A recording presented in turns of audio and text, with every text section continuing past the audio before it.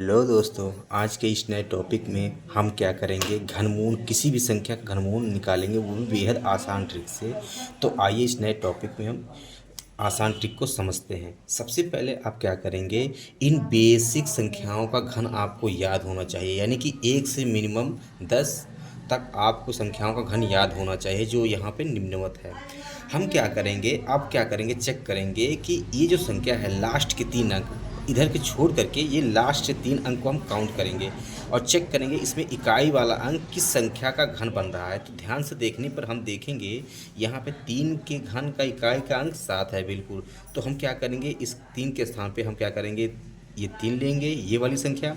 उसके बाद अब ये इस संख्या को लेंगे, इन तीन बाकी संख्याओं को चेक करेंगे किन दो संख्याओं का घन बन रहा है। तो आइए देखते हैं, यहाँ पे 5 का घन बन रहा है, देखिए 8 का क्यूब बन रहा है 512, जो कि इससे कम है, और 9 का क्यूब बन रहा है 700, इससे ज़्यादा है। तो हम क्या करेंगे, हम सबसे छोटे वाले को लेंगे, यानी कि 8 के लेंगे। तो यानी कि हम कह सकते हैं 5,71,787 का घनमूल 83 होगा। ये पहले वाले का आंसर हो गया। आइए अब दूसरे वाले को चेक करते हैं। हम क्या करेंगे, लास्ट से 3 अंक काउंट करेंगे और चेक करेंगे किस संख्या का घन का इकाई का अंक 8 है। तो ध्यान से देखने पर हम देख रहे हैं 2 का क्यूब करने पर 8 आ रहा है, यानी कि यहाँ पे ये हो जाएगा आपका 2 हो जाएगा।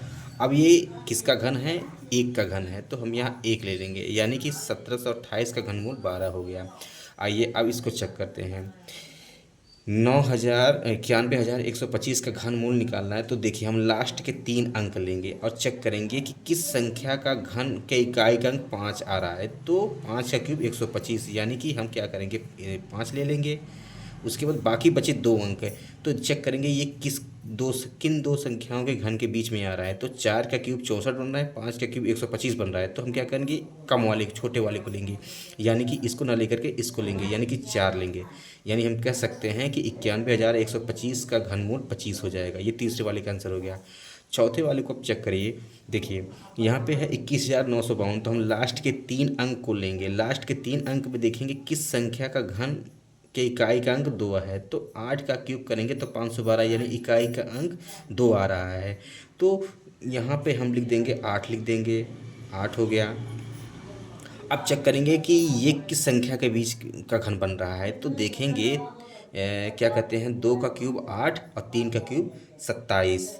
तो यानी कि हम 3 न लेकर के 2 लेंगे, तो यहाँ पे लिख देंगे 2, यानी हम कह सकते हैं 21,952 के घनमूल 28 हो गया। ये चौथे वाले का आंसर आ गया। अब आते हैं हम पाँचवें वाले पे। आप ध्यान से देखिए, ये तो अब थोड़ा लंबा हो गया। अब हम क्या करेंगे, इन 3 संख्याओं को लेंगे, इस पे चेक करेंगे किस संख्या का घन का इकाई अंक 4 आ रहा है। तो ध्यान से देखेंगे तो यहाँ पे 4 का क्यूब 64 आ रहा है, 64 पे इकाई का अंक 4 आ रहा है, 4 आ रहा है। तो हम क्या करेंगे, यहाँ पे 4 रख देंगे। अब बाकी बच्चे ये किन दो संख्याओं के अंकों के बीच में आ रहा है। तो ध्यान से देखिए, 11 का क्यूब 1331 और 12 के क्यूब 1728, यानी कि जो 1481 है वो 11 और 12 संख्याओं के घनों के बीच में आ रहा है। तो हम क्या करेंगे, छोटे वाले को लेंगे, यानी हम 12 को ना लेकर के इस छोटे वाले को लेंगे, यानी ये हो जाएगा 11, यानी कि 1481 544 का घनमूल 114 आ गया। ये पाँचवें का आंसर आ गया। और सबसे लास्ट वाले को ध्यान से देखिए, हम क्या करेंगे, लास्ट के 3 अंक लेंगे, लास्ट के 3 अंक में इकाई का अंक क्या बन रहा है, किस संख्या का घन के इकाई का अंक बन रहा है, 9। तो ध्यान से देखने पर ये बन रहा है आपका 9, 9 का क्यूब 729, इकाई का अंक कितना आ गया, 9 आ गया। तो यानी कि ये 9 हो गया।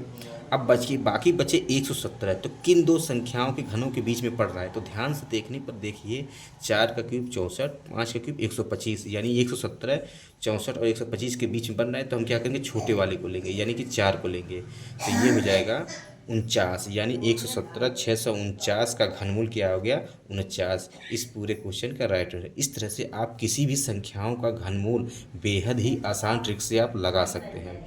आज के लिए आज की वीडियो में बस इतना ही। मिलते हैं अगले वीडियो में।